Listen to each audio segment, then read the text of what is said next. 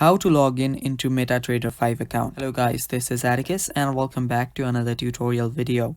In today's video, I'll teach you guys how you can log in into your MetaTrader 5 account.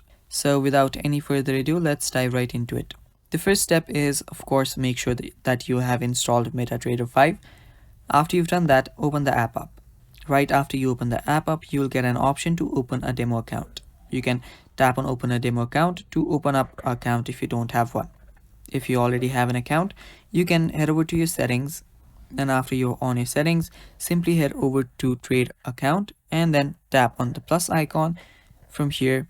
And if you want to log in into your demo account, tap on meta codes, tap on simply type in your login and password here under use existing account, and then tap on sign in on the bottom, and then you'll get logged into your MetaTrader 5 account. It's that simple.